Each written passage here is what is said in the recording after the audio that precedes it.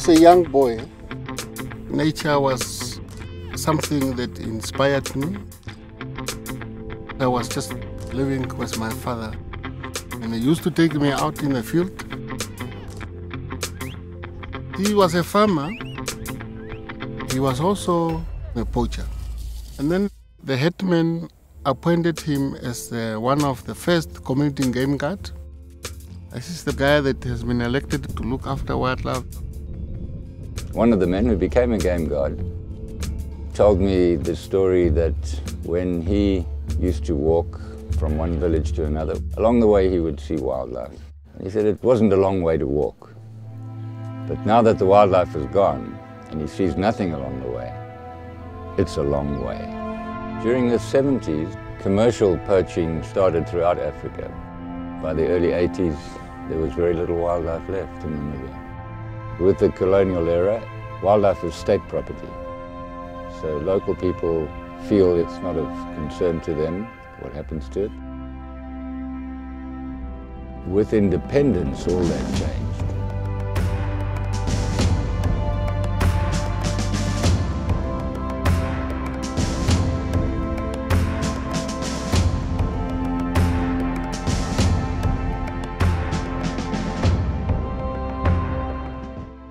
Driven by the change in the mindset of community members, we've seen wildlife numbers start to rise all across the communal areas.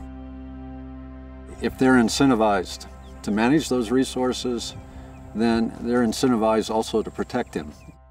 Tourism is fundamental to that process. What brings tourists to Namibia is our ecosystem and our biodiversity.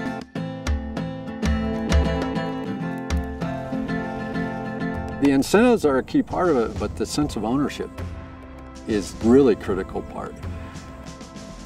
We know in the past 18 months we've had poaching incidents in our communal conservancies. The poacher was apprehended within 24 hours. That's a direct result of the community recognizing that these poachers are stealing from them. People talk about their wildlife with pride, and they're true stewards of the wildlife. Conservation is working in Namibia. It's happening here, right here.